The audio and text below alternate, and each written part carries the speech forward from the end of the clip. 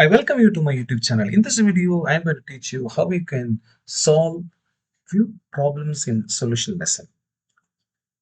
Let's now start. So these are the things in this video I'm going to discuss. How to find the Van't Hoff factor and using which how you can predict the nature of the solute. And then finally, degree of dissociation. 3.9 gram of benzoic acid dissolved in 49 gram of benzene shows a depression in freezing point of 1.62 Kelvin. Got it? You are asked to find out what's the Van't Hoff factor and predict the nature of the solute, whether it is undergoing association or dissociation. Right? So first thing, what you need to find out, which is solvent, which is solute. Clear?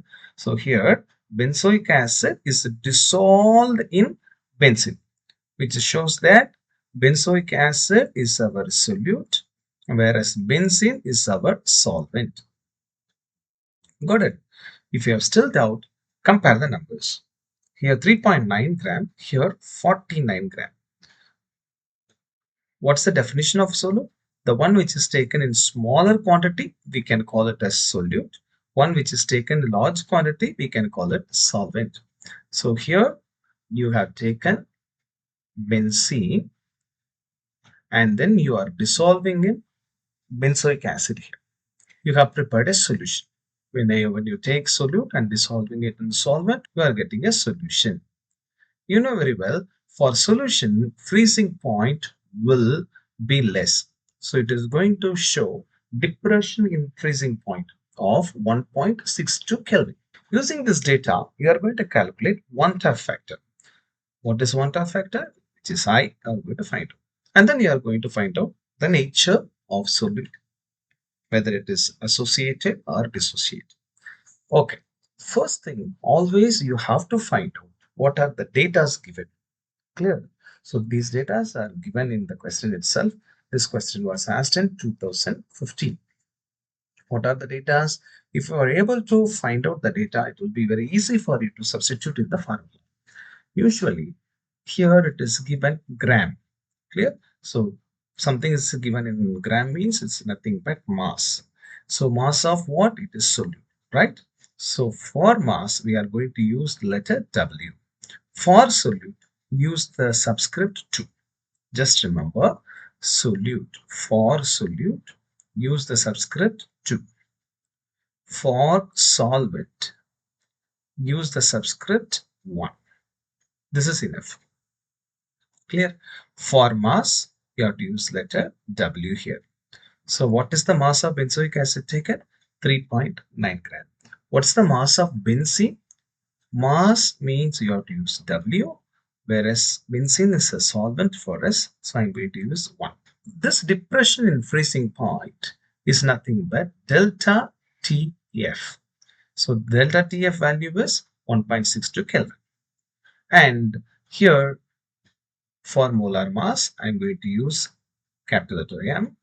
Since benzoic acid as our solute, I'm going to use the number 2. The value given here, 122 gram per mole. Then Kf value for benzene also given. You are asked to find out Van't Hoff factor. Van't Hoff factor means it is I. You are asked to find out I. Got it? So now you need to know what formula to be used. The formula here I'm going to use delta Tf is equal to I Kf into small c molality. Got it? So now I'm going to expand this one and then write. Here, molality is nothing but number of moles divided by mass of solvent. How to calculate number of moles? Mass of the solute divided by molecular mass, which gives us number of moles. Got it? So this W indicates the mass. 1 indicates solvent, mass of solvent. Got it? So here in the data, what we have been given, delta TF is given, and then KF value is given, and W2 is given, and M2 is given, and W1 is given. Using all data, I'm going to find out I. So now what I'm going to do is, I'm going to just rearrange this equation. So I will be getting this I equal to delta TF into M2 into W1 divided by KF into W2 into 1000. I'm going to simply substitute What is the value of delta TF? The delta TF value is 1.62. I have substituted. What's the value of M2? M2 value is 1 to 2. I have substituted. And then what's the value of W1? W1 is 49. So we have substituted it. What's the value of KF here? 4.9. And then what's the value of W2 here? It is 3.9. And then 1000 I'm going to write. So if I simplify this, I will be getting 0.506. So this is how you will be finding the Van't Hoff factor value. So using this, what I'm going to next do? So I'm going to compare it with 1. If the number is found to be lesser than 1 means, we have to say the solute is associated. Got it? So these are the two things I have explained you in this one. So I have told you how to find out Van't Hoff factor and then how you can find the nature of the solute. What is the condition to find the nature of the solute? I is compared with 1. If I value is less than 1, you have to say the solute is associated. How to find out Van't Hoff factor? I is equal to delta TF into M2 into W1 divided by KF into W2 into 1000. Okay, let's move on to the next question. So here a solution contains 5.8 gram of NaCl whose molar mass is 58.5 gram per mole per liter of the solution. It has an osmotic pressure of 4.75 pressure at 27 degrees Celsius. Calculate the degree of dissociation of NaCl in the solution. So here this question is asked in 2020. Got it? So now let us see how we can find out the answer for this. All the data is given here. The amount of NaCl, let me write it as W. The value given here is 5.85. That osmotic pressure is written as pi. The value is 4.75. The molar mass of NaCl is written as M2 and its value is 58.5 gram per mole. And you are dissolving this much 5.85 gram of NaCl in a liter. So the volume is 1 liter. Now this experiment is done at 25 degrees Celsius. So if you convert the temperature into Kelvin, you will be getting 300 Kelvin. Now you are asked to find out what is the degree of dissociation. They are asking you to find out what is alpha. Got it? So now we have to find out the osmotic pressure by using the formula. What are the formulas we are going to use? You know the first formula. Pi is equal to I into CRT. So here in the place of C, I can write number of moles divided by volume. Right? So to find out number of moles, what I can write? Mass by molecular mass. So using this formula, I'm going to now find out. Clear? So first thing, what I have to find out is I'm going to find out I. Using the I, I'm going to find out what is alpha. Got it? So now let me rearrange this formula to calculate I. So if I rearrange the formula, I will be getting I is equal to pi into m into V divided by W into R into T. So let us substitute the values here. The value of pi is 4.85. The value of molar mass is 58.5. It has been dissolved in a liter, so I have to write 1. And the mass of NaCl is 5.85. And the value of R here is 0.082. And the temperature here is 300 Kelvin. Got it? If I substitute all this, I will be getting the value as 1.93. Now, listen, here we have been given sodium chloride as our solute. So we are asked to find out what is the degree of dissociation. So we need to know that when this NaCl undergoes dissociation, what it gives.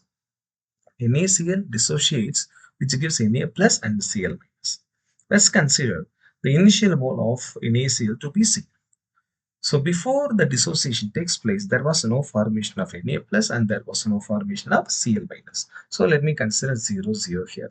But once it is obtaining the equilibrium, now what I can find? C alpha of NaCl is going to be dissociated. right? So if this gets dissociated, I will be getting C alpha of Na plus and C alpha of Cl minus. To answer this, if you find this one is very difficult, so let me explain it another way.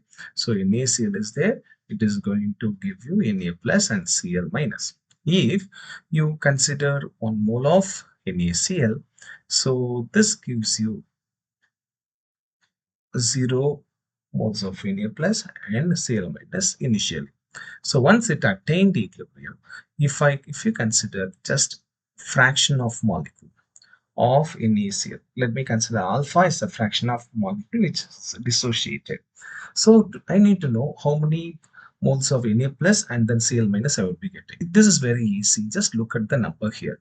When 1 mole of NaCl dissociates, it gives you 1 mole of Na plus and 1 mole of Cl minus.